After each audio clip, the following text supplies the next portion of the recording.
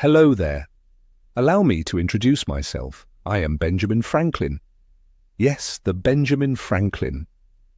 Some of you may recognize my face from your $100 bills. Quite an honor, I must admit, though I'd like to think my contributions to the world are worth far more than mere currency. But let us not get ahead of ourselves. Let me take you back to where it all began.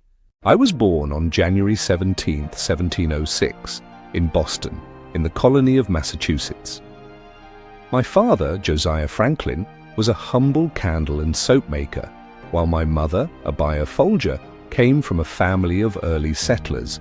Together, they raised 17 children. Yes, you heard that right, 17.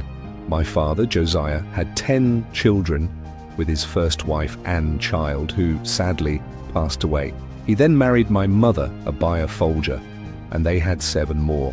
Large families were common in those days, especially for a tradesman like my father, who needed many hands to help with work and household tasks. I was the 15th. Growing up in such a large family taught me the importance of resourcefulness and independence.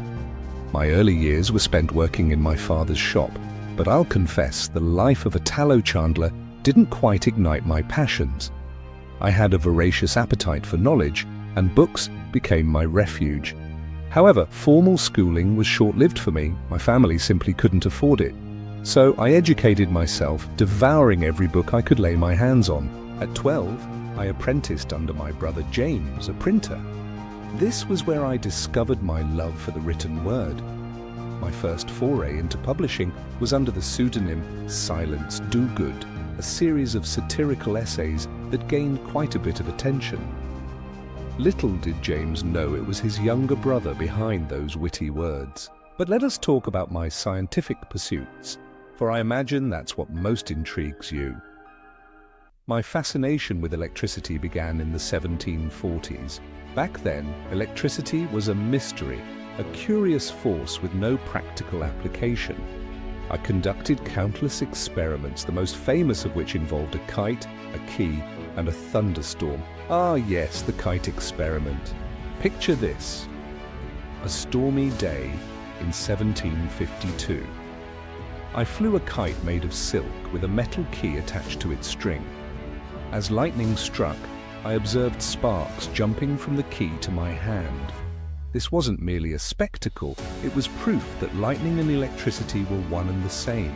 Through this experiment, I demonstrated the principles of electrical conductivity, paving the way for inventions such as the lightning rod. My work in electricity was only one facet of my life. I was also an inventor, creating bifocal glasses, the Franklin stove, and even a musical instrument called the glass harmonica. The bifocal lens was born out of necessity. As I aged, I found it cumbersome to constantly switch between 2 pairs of glasses, one for reading and one for seeing at a distance. So I devised a solution: lenses that combined both functions into a single pair of spectacles. Today, millions benefit from this invention. The Franklin stove was another creation of mine designed to improve heating efficiency. Open fireplaces were wasteful and dangerous, so I developed a metal stove that provided more heat while using less wood. Though my original design was later modified, the concept remains foundational to modern heating technology. The Franklin stove not only warmed homes but also helped preserve resources, an idea still relevant today. And let's not forget my role as a statesman. I was one of the founding fathers of this great nation, a drafter of the Declaration of Independence, and a negotiator of the Treaty of Paris, which ended the Revolutionary War. But back to the present, how do my discoveries impact your world today? Well, consider this.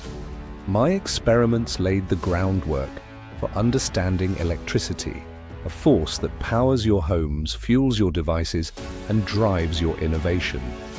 Without that humble kite and key, who knows how long it would have taken humanity to harness this incredible force. I often spoke of leaving the world better than you found it. It's gratifying to see that my work continues to inspire generations. Whether it's the principles of electricity or the values of ingenuity and self-improvement, my legacy lives on. So the next time you pull out a $100 bill, take a moment to think of me, not just as the face on your money, but as a man who dreamed, discovered, and dedicated his life to progress. Now I must be off. There's always more to learn, more to invent, and more to inspire. Farewell, my friends. And remember, the key to success is curiosity, quite literally in my case.